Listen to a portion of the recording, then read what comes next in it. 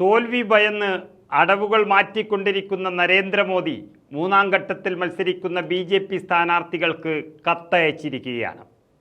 കോൺഗ്രസിനെ സൂക്ഷിക്കണം എന്നാണ് കത്തിൽ പറയുന്നത്.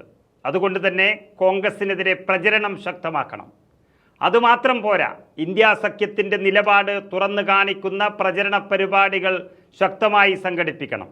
സംവരണം അട്ടിമറിക്കുന്നതടക്കമുള്ള ഗൂഢാലോചന ഉണ്ടെന്നും കോൺഗ്രസിനെതിരെ പറയണമെന്നും മോദി കത്തിൽ ആവശ്യപ്പെടുന്നു.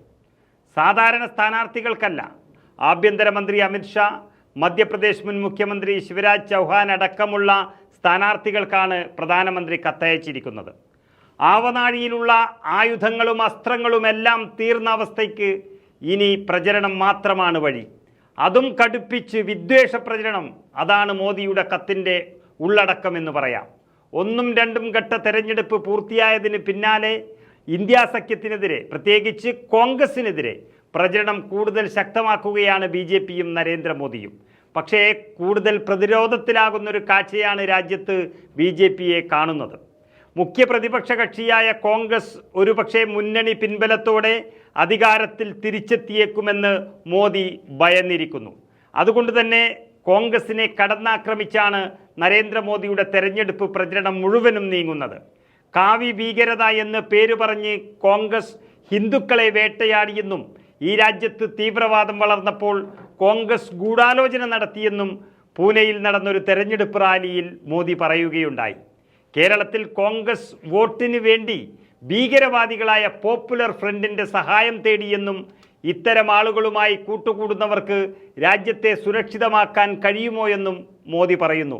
ഇത് പച്ചക്കള്ളമാണെന്ന് ഓരോ കേരളീയനും അറിയാം. അതുപോലെയുള്ള വാക്കുകളാണ് ഇന്ത്യ മുഴുവൻ നരേന്ദ്രമോദി പറഞ്ഞു നടക്കുന്നത്. ഹിന്ദുക്കളുടെ താലിമാലയെടുത്ത് മുസ്ലിങ്ങൾക്ക് കൊടുക്കുമെന്ന് വരെ പറയാൻ നരേന്ദ്രമോദിക്ക് ലജ്ജയും ഉണ്ടാകുന്നില്ല. ഇതിന് കാരണം അദ്ദേഹത്തിന് തോൽവി എന്ന ഭയമാണ്. ഈ പച്ചക്കള്ളമെല്ലാം അധികാര കൈമാറ്റം ഉറപ്പിക്കുന്നതിൻ്റെ വെപ്രാളം കൂടിയാണ്. ഇത്രയൊക്കെ താൻ ഒറ്റയ്ക്ക് ഉച്ചത്തിൽ കൂകി വിളിച്ചാൽ നടക്കുന്ന കാര്യമല്ല എന്ന് വ്യക്തമായ ബോധ്യം വന്നതോടുകൂടിയാണ് ഇപ്പോൾ നിങ്ങളും എന്നെപ്പോലെ തന്നെ കൂകി വിളിക്കണമെന്ന് അഭ്യർത്ഥനയുമായി BJP സ്ഥാനാർത്ഥികൾക്ക് നരേന്ദ്രമോദി കത്തയച്ചിരിക്കുന്നത്. ഭയമാണ് നരേന്ദ്രമോദിയെ കൊണ്ട് എല്ലാം ചെയ്യിപ്പിക്കുന്നത്. പക്ഷേ എല്ലാം അബദ്ധമായി മാറുകയാണ്. എത്ര നടക്കാത്ത കാര്യം പറഞ്ഞിട്ടുണ്ടെങ്കിലും മോദിയിൽ ജനങ്ങൾക്കുണ്ടായിരുന്നൊരു വിശ്വാസമുണ്ട്.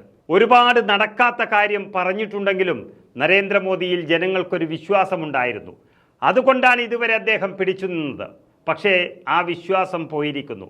വിശ്വാസം നഷ്ടപ്പെട്ടാൽ മോദിയും ബിഗ് സീറോ തന്നെയാണ്.